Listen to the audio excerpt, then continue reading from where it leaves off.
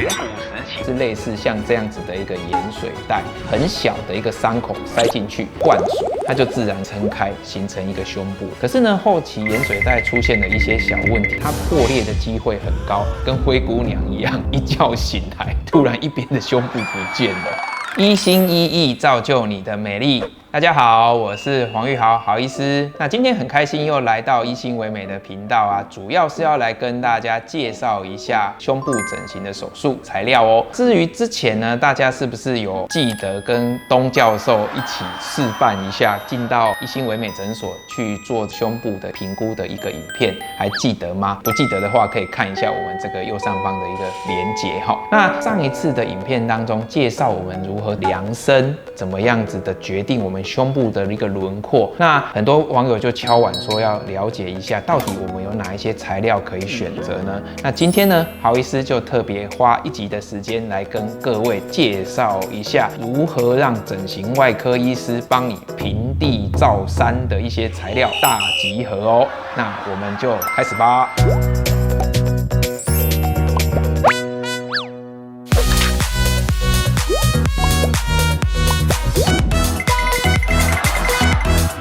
记得按赞、订阅、开启小铃铛哦，这样才不会错过最新的影片。那我们可以看到，其实豪医生的桌面上撇除这台苹果电脑，各式各样，这20-30年以来，整形外科医师帮各位广大的女性朋友做胸部的一些材料。那我们就由时间的演进来告诉大家哈，从这个远古时期，不是远古时期啊，其实最早期我们是类似像这样子的一个盐水袋。过往其实我们会以为，这个水其实是最安全的材料，就算它破裂了，它也不会对人体造成什么影响。所以早期这些医师就很聪明的开发了这样子的盐水袋。那这样子的盐水袋，其实在以前时空背景下，它有很大的好处，就是说呢，它假定从腋下，它可以从这个很小的一个伤口，我们可以把它这样卷起来，像成一个条状物，把它从腋下可能只要2.5公分的一个伤口塞进去，然后再把它灌水，它就自然可以撑开，形成一个胸部了。所以在过往的时期，其实盐水袋相当的流行。可是呢，后期盐水袋出现了一些小问题啊，就是说，它破裂的机会很高，所以有可能你跟灰姑娘一样，一觉醒来，突然一边的胸部不见了。所以其实那个对于女生来说是相当大的一个压力。后来也因为盐水袋的问题，它可能比较容易破裂渗漏，那常常都需要经过2次手术，所以逐渐盐水袋就被舍弃不用了。另外一个舍弃盐水袋一个重点，我们去想象哦，我们小学的时候毕业典礼都会丢那个水球嘛。那如果你把一个水球灌得很满，它是不是就很硬？所以在早期对于胸部整形放假体有一些错误的观念，它就会变成石头奶。常常就是因为过往这个盐水袋灌得很饱，想要为了做最大，然后把它撑得很大，所产生的一个硬块感。所以在那样子的时代，手感不是太好，可能也是这个盐水袋灌太饱的一个原因。那如果说呢，你不想要太饱，又产生了一些水波的纹路，所以后来呢，盐水袋的问题就越来越多，逐渐被整形外科医师丢掉喽。那在舍弃盐水袋的运用了之后呢，我们逐渐呢就走到所谓的果冻矽胶的时代了。那我们来看一下，这个是呢第一个引进台湾国内的这个第1代的果冻矽胶假体，它本身是一个光滑面的。那大家如果看到这个豪医生的手势，其实呢大家可以感受到它是相当的柔软的一个假体。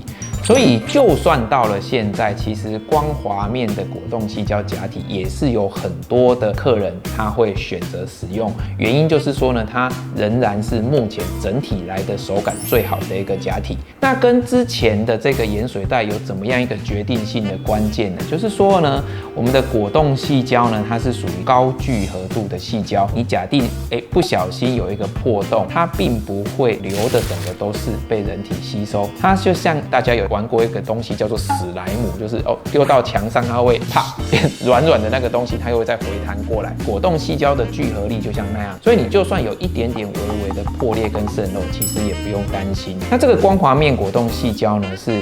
我们很多广大的女性喜欢的一个手感，但是呢，它有一个小小的问题，就是就是说，因为全光滑的一个壳面，它在某些层次，假定你今天没有用这个内视镜操作，产生比较多血水，产生夹膜的几率是稍微偏高一点点的。在手术之后呢，去把它这个光滑面的假体做一些的按摩，来让它比较不会产生后续的夹膜。那也是因为这个的关系，所以我们才有新一代的假体的眼镜再继续往后走咯。那接下来在光滑面矽胶之后呢，也引进的就是第二个这个我们所谓的绒毛面的果冻矽胶假体。那这个绒毛面也是在时空背景之下，它摒除了之前的这个光滑的一个壳面，选择用机器的压纹去把光滑的壳面变成雾面的一个假体。那这样子对于人体有什么样的好处呢？它本身呢可以跟我们人体的组织，不管是跟肌肉啊，还是跟皮肤的软组织有一个更好的接触面。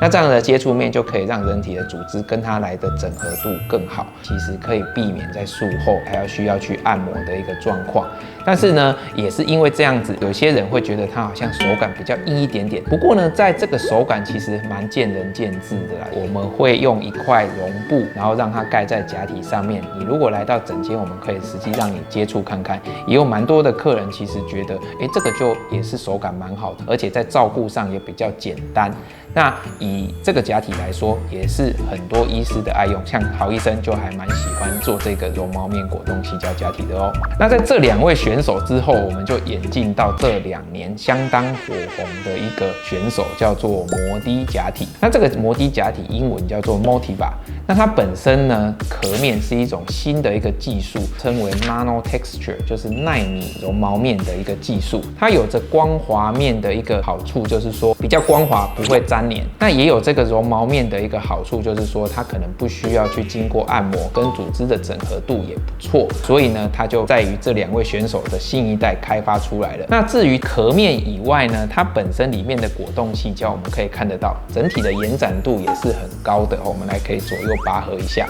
大家可以认真的看看，其实都不太会做坏掉改变的一个变形。那另外呢，它本身还有提供相当多的保护措施，大家可以看到，里面有一个小小的晶片，就是呢，它这个假体的厂商呢有提供我们的客人有术后的保护的一个政策。那这个选手呢，他有一个特殊的特性，就是说它是采用所谓的100%填充的一个假体。它因为新一代的果冻矽胶的一个材质，它的手感靠这个填充率100%就可以还不错了。那过往我们可能这个填充率需要装少一点点，才需要有一点柔软的手感。那这样子产生它们2个之中的差异点。那也因为呢，这样子100%填充的一个手感，可能有些客人会觉得它好像比较 Q 一点点，可是有一些人还蛮喜欢它的这个坚挺的一个感觉。所以呢，还是很建议大家可以实际上到诊所来感受一下它的手感哦。那接下来就要进行到最后一位，目前最新引进台湾的这个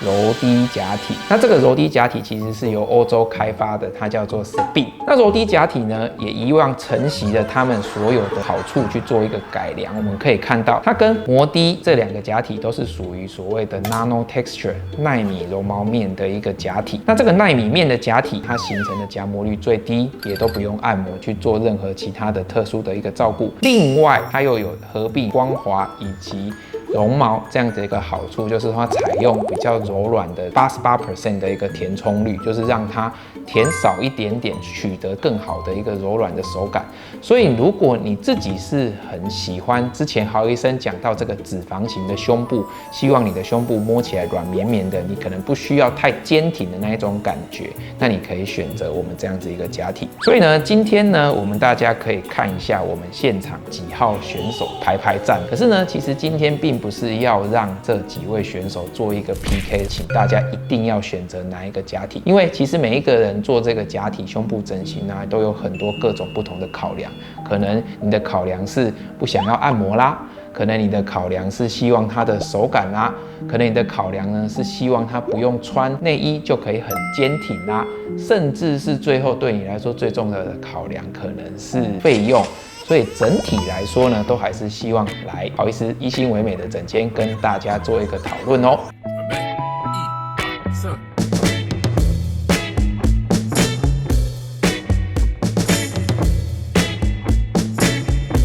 不不晓得呢，今天的影片大家对于目前台湾市面上主要的假体的介绍还算清楚吗？各位对于哪一号的假体有特别的问题呢？欢迎在底下留言告诉我，或者是呢你比较想要摸摸看，我不能送给你啦。